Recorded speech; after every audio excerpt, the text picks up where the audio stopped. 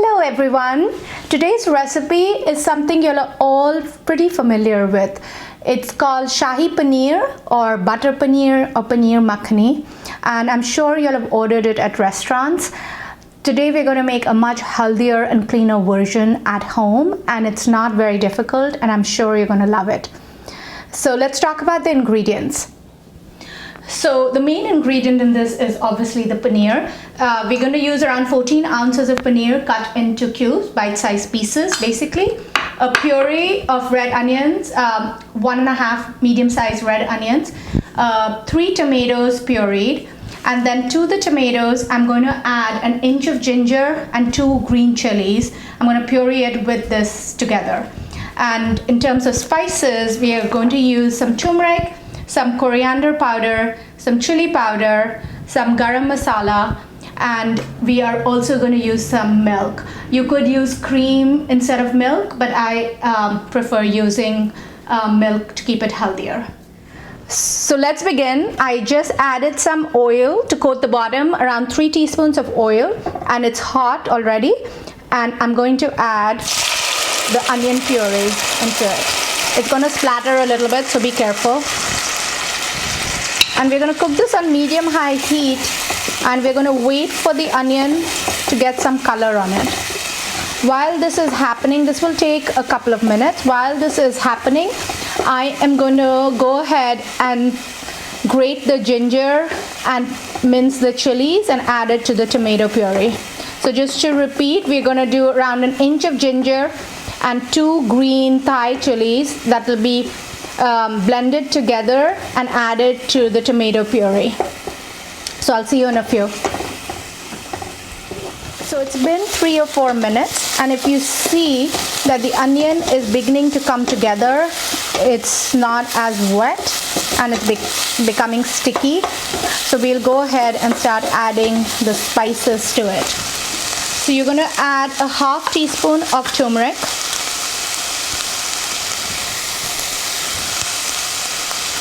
and a half teaspoon of chili. You don't want to add too much chili into this because we're going to add green chilies as well.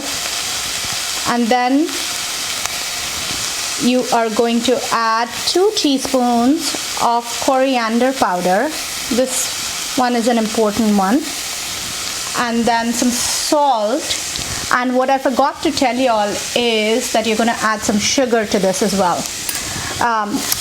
Because the tomatoes are tart, and typically this dish has a little bit of sweetness, so we're going to add some sugar to this. So see how it's all like just coming together in the center? That's what we want. So I'm going to add a teaspoon of sugar, any kind of sugar that you have, white, brown, coarse, doesn't matter. Mix that in, and I just mince the ginger and the green chilies with the tomato puree, so it's all mixed together. And so now that's going to go in.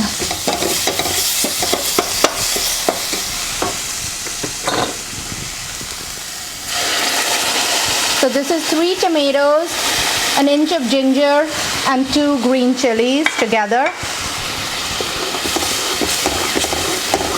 And we're going to mix this and let it cook for a little while. So we want basically that rawness of the tomato to go away, and the onions and the tomatoes to mix together and cook, and the flavors to develop.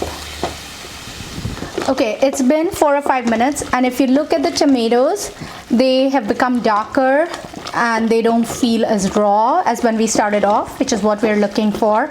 And now at this point we are going to add first some milk. You can, like I said, do it with cream. You could do a combination of milk and cream, whatever you prefer. If you're doing just milk like I am, just make sure it's whole milk. So this is around 1.5 cups of milk. I might add a little bit more. This is going to get thicker as it cooks as well. So I've added milk, and now the paneer goes in, and we're going to cook it till the consistency is what we want it to be. And you'll see the color will become lighter, a little bit like what you see in restaurants. Also remember, restaurants a lot of times, to get that bright red color, add food color. It's not just tomatoes, so keep that in mind. They also add a lot of fillers, not the healthiest fillers, to make it rich and creamy, which you don't necessarily need. In some recipes you'll see a cashew paste or an almond paste added to it, which is definitely something you can add if you want it more rich. But for me, this just does it. It's not too heavy, and I can enjoy it on a regular basis without feeling too guilty.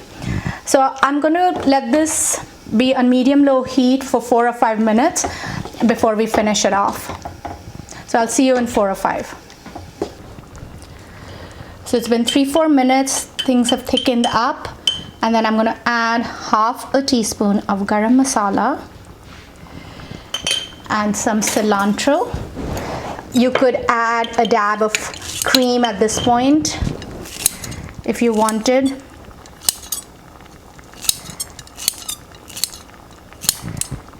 And that's pretty much it.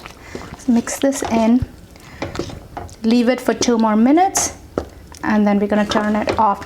The paneer has become really tender. So the paneer, when you buy it, it's pretty firm, but when it cooks in liquid, it softens up. It doesn't melt, but it softens up. So this is the consistency I want it to be, that it's nice and thick, but not very thick and not super runny. And also remember, as it cools down, this will thicken a little bit more. So I'm going to turn this off. I'm going to taste it to see if it needs any more salt or sugar. It should have a sweetness to it. Then I'm going to serve it.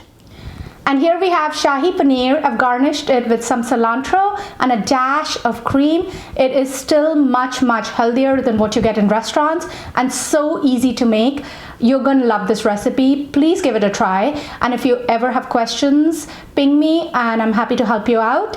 And send me pictures if you make any of these dishes. See you next time.